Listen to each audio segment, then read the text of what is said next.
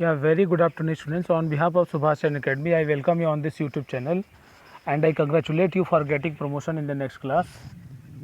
And I hope you and your family members are good at your homes. Today's topic is The Wind.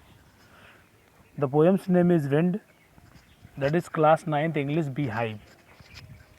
Let's start the poem.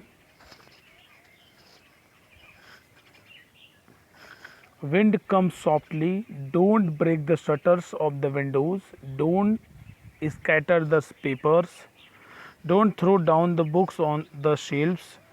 There, look what you did. You threw them all down. You tore the pages of the books. You brought rain again. You are very clever at poking fun at weaklings. Wind comes softly. Yani, the poet is requesting to wind.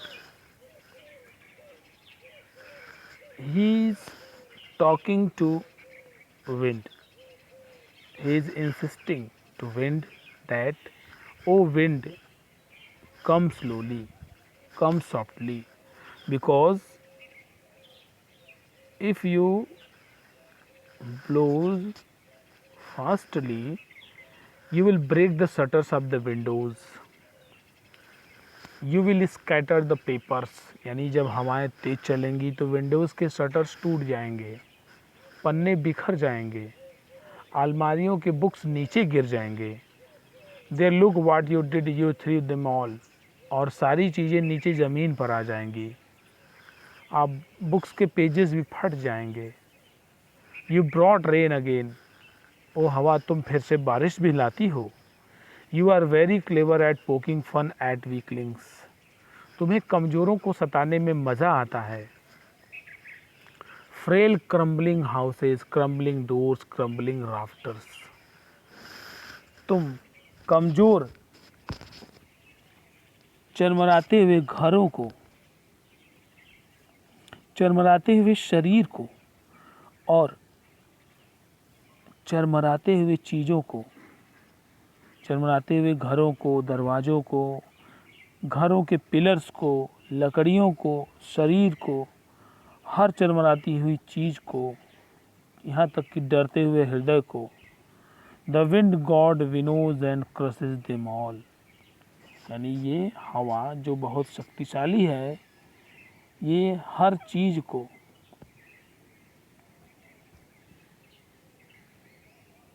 उड़ा देती है और चूर चूर कर देती है.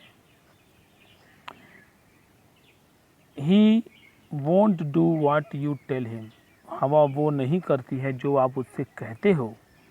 सो come let's build strong homes, इसलिए हमें अपने घरों को मजबूत बनाना चाहिए. Let's join the doors firmly, और दरवाज़ों को फर्मली स्ट्रिक्ट कर देना चाहिए. Practice to form the body, और अपने शरीर को भी हमें मजबूत बनाना चाहिए. मेक द हार्ट स्टीट फाट, और हमें अपने हृदय को दृढ़ रखना चाहिए. So this and wind will be friend with us, do this, यानी ऐसा आप करिए तो हवा आपकी दोस्त बन जाएगी. The wind blows out weak fires, हवा कमज़ोर आग को उड़ा देती है. He makes strong fires roar and flourish, और वो मजबूत आग को और अधिक बढ़ा देती है और उसे पनपने देती है. हिज फ्रेंडशिप इज़ गुड, उसकी मित्रता अच्छी है. We praise him every day, हम उसकी रोज़ प्रशंसा करते हैं. So in this way students, you have seen the poet is talking to wind. The poet has explained two things clearly in the poem, that the wind is very powerful.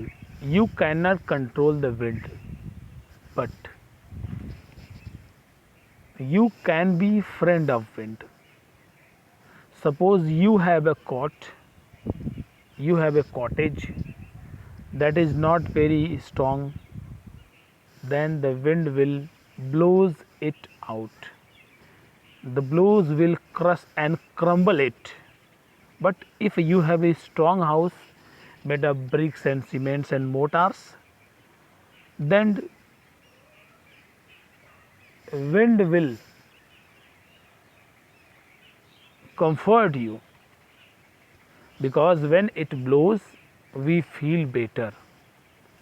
So be strong, make your body strong, make your heart strong, make your residence strong, so that the wind will be your friend. इस प्रकार से students आपने देखा, ये जो हवा है ये कमज़ोर चीज़ों को उड़ाकर चकनाचूर कर देती है और मजबूत चीज़ों के लिए सुखदाई होती है। इस कविता से हमें यही परिचय मिलता है, हमें यही शिक्षा मिलती है। Now you read the chapter carefully and learn all the hard word meanings. Have a nice day.